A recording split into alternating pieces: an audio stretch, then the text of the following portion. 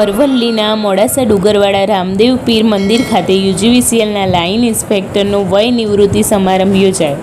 યુજીવીસીએલમાં છેલ્લા 35 વર્ષથી પોતાની સેવાઓ બજાવતા પ્રવીણભાઈ ડાહ્યાભાઈ ભટ્ટ, જે મોડાસા ગ્રામીણ યુજીવીસીએલ 2માં લાઇન ઇન્સ્પેક્ટર તરીકે પોતાની ફરજ બજાવતા હતા, જેમને પોતાની ઈમાનદારી અને ફરજ નિષ્ઠાથી કામગીરી કરેલ હોય.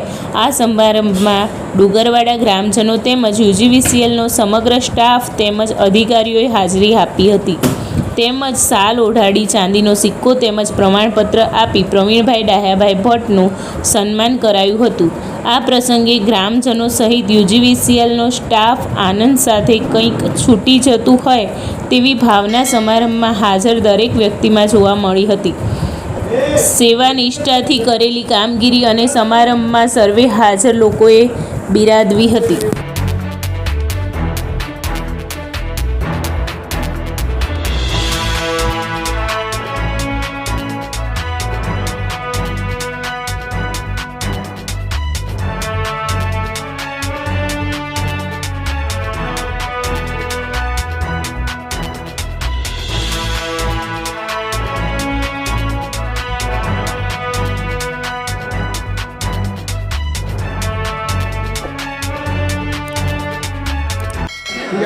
સાલ રોજ હું Pravinbhai Bhatt, line inspector Modasa rural 2, આજ રોજ હું વય મર્યાદાના કારણે નિવૃત્ત થઉં છું. એ બદલ ગ્રામજનો પણ અહીંયા પધારે મોટી સંખ્યામાં, તેમજ મારા મોડાસા રૂરલના સ્ટાફના ડેપ્યુટી એન્જિનિયર, જુનિયર એન્જિનિયર, સર્વ મારા સ્ટાફ મિત્રો આવ્યા. તે બદલ ગ્રામજનો તથા સર્વે પત્રકાર મિત્રોનો પણ હું આભાર વ્યક્ત કરું છું.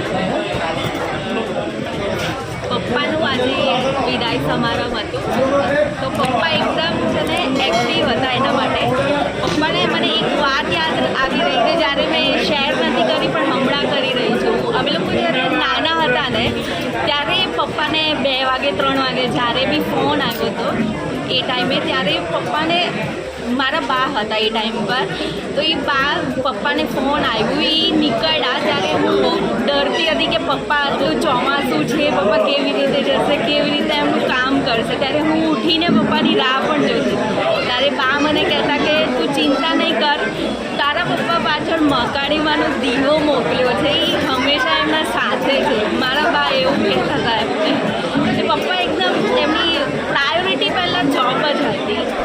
અમારા ત્યાં ગામના સૌ ગ્રામવાળા, પપ્પાના ઓફિસર્સ, બહુ સૌ ફેમિલી, પપ્પાની કલીગ્સ, એ લોકો અહીંયા આવ્યા. એના માટે ખૂબ ખૂબ હું આભાર વ્યક્ત કરું છું સૌ.